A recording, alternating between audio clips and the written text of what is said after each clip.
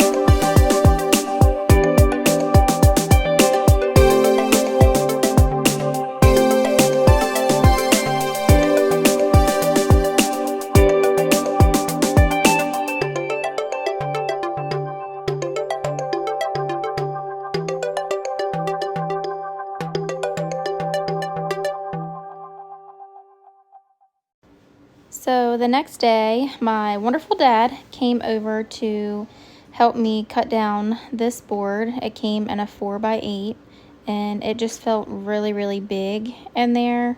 It almost just felt like a piece of plywood was sitting in my kitchen.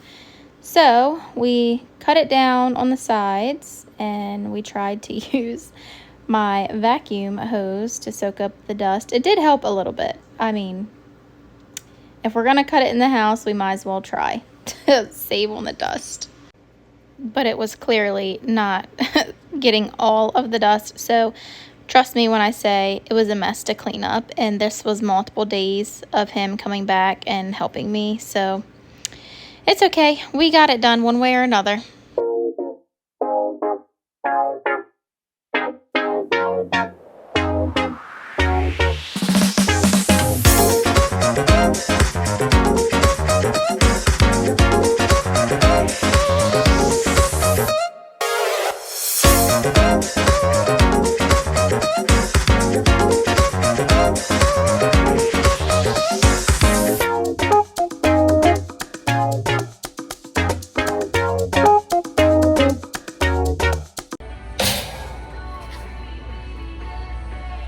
Bondo, and I've never used Bondo.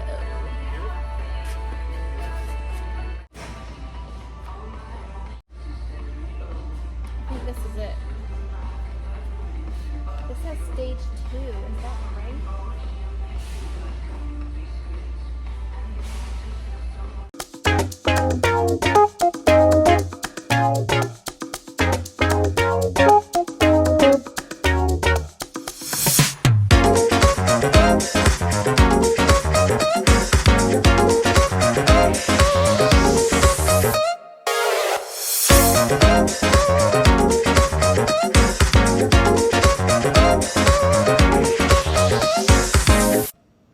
Okay, so another day came, and me and Dad finished cutting the board. The day before, we had tried to cut that long edge. We ended up flipping around this day to cut it, but it The blade, I guess, got hot on the saw, so it was starting to like make waves in the cut, so that's why we kept pausing. But the next day he got a new blade and came over and we just cleaned up that edge and it looked so much better. It's amazing what a new blade can do. So once we got that finished up, this is the exciting part where we finally got to secure the cabinets together. We did not secure it to the floor. I'm really not sure why we didn't do that, but now that the island is done, it definitely has a lot of weight to it and it's not going to go anywhere. But we could always, I guess, secure it to the floor later. But I also like the idea of being able to just like move it around and also not damage my floor underneath. But anyway, here we are putting spacers in between the cabinets to secure them together.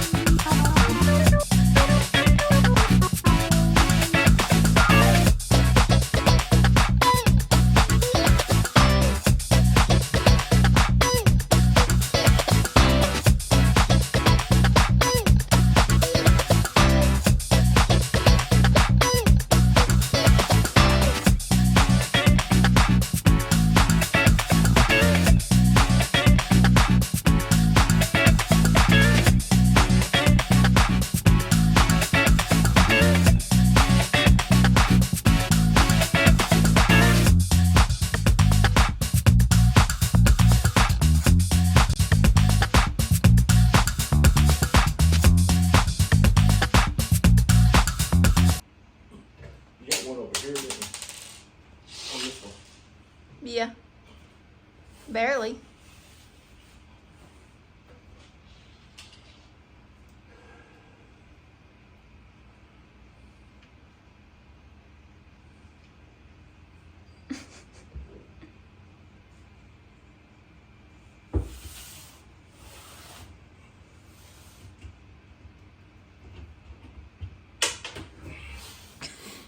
Beep, beep. Why is everything we do always so hard? Because we like it that way. No pain, no gain. Okay, so that night I went ahead and got some white wood filler and I was trying to blend in the seams between the two boards. You can see it there and it did really, really well.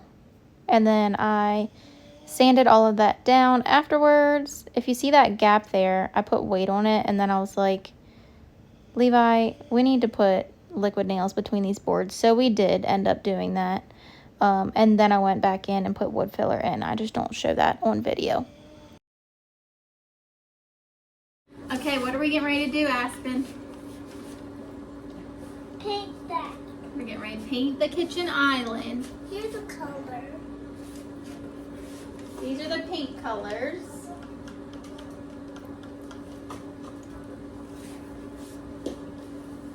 These all came from Hobby Lobby. These were the 49-cent acrylic paints. This is just black, espresso bean, milky white, and this was not the 49-cent, but it's Deco Art metallic paint and champagne gold. And another one in rich espresso. Yeah, these were $1.89. All right, here we go. Kind of scared, but it's just paint. So if it doesn't work out, we can paint it again. We should do water, paint, water, paint, water, paint, like a layer. Probably. Acrylic paint, doesn't it sit on top of water? Every last drop. Put that back in there too. Doing a good job, Sissy. You excited to help? Yeah, it's like so gooey. Mm-hmm. Jeez. Oh, oh my lands. What happened, Sissy? You almost knocked the paint over. It scared my mom.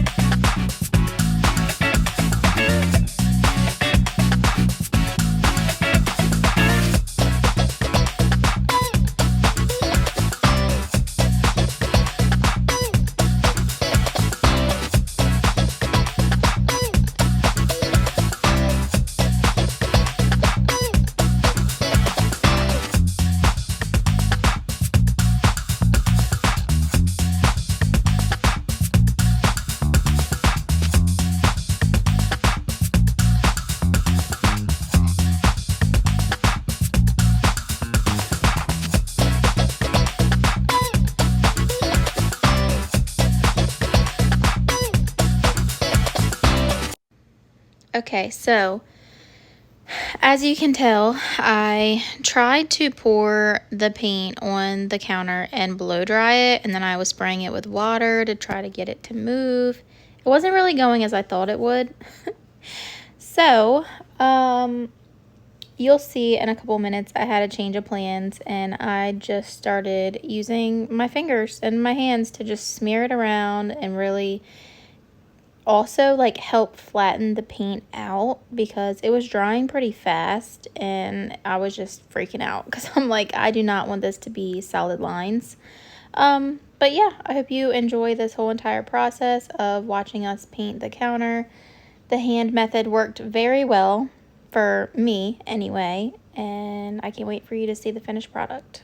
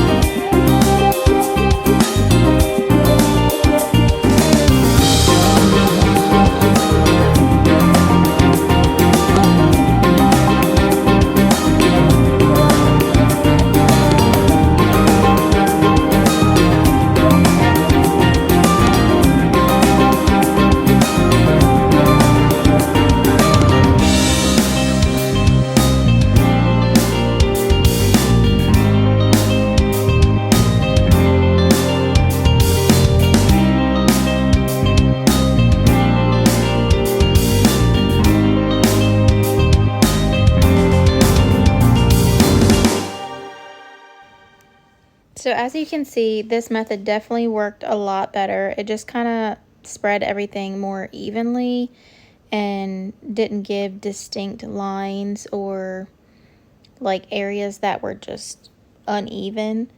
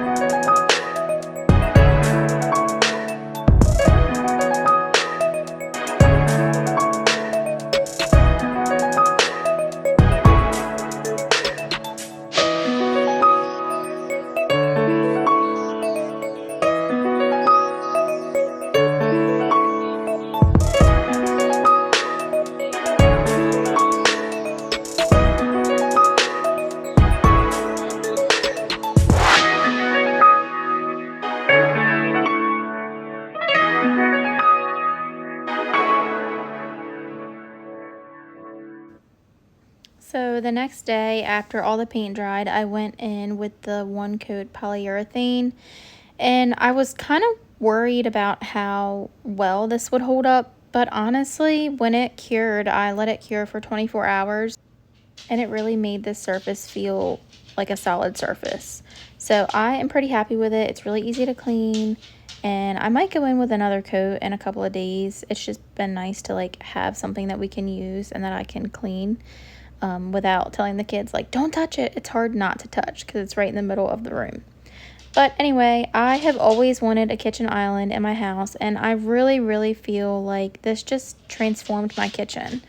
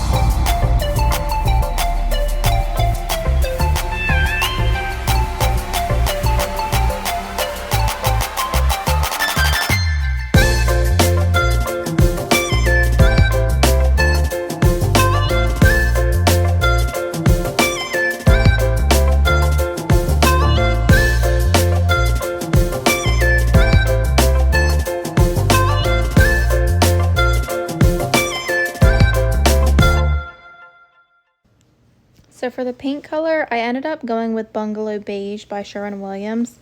That is what I did in my living room wall, kind of like my entryway area that you can see in the background. And I just felt like it kind of tied in that color since it all is one open room. I feel like I didn't want to do another tan color and it kind of clash. So if I was going to go with like a tan beigey color, I figured I might as well just match what I already have in the living room. And I'm really, really happy with how it turned out. I feel like it's not too light. I feel like it's not too dark. And I'm really, really enjoying it.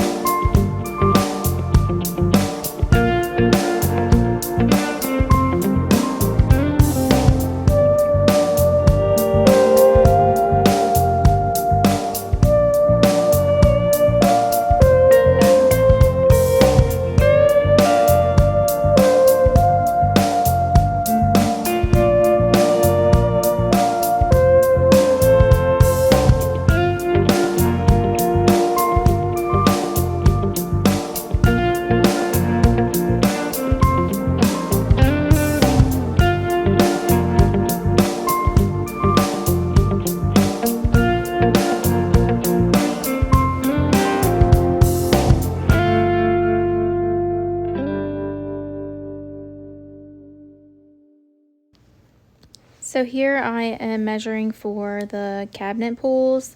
I did go with 7.5-inch cabinet pulls, and I did not realize that my guide that I have is not suitable for that length of cabinet pulls. So I went to the old school way of using the tape measure, and I'm pretty proud of myself. I'm not really looking for perfection, okay? My entire house is not perfect, and I did a lot of it myself. So I'm going to be proud of it no matter if it's perfect or not. But, of course, I want to try. So I did pretty good. I did use the top guide on the little stencil for like where my holes were, just to kind of make sure that they were even. But the rest of it got measured out. Looking back at this, it's kind of funny because I measured for a knob to go here, or a handle to go here on the end, but that will be a slide out trash can. So the handle needs to be mounted to the top of the cabinet, not on the side. So thank God I did not drill for those holes.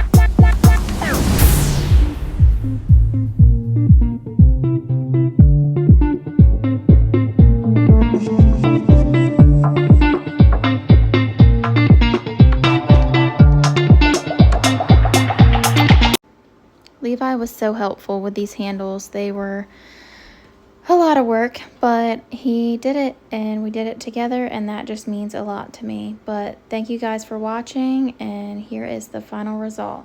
Don't forget to like, comment, and subscribe. Bye guys.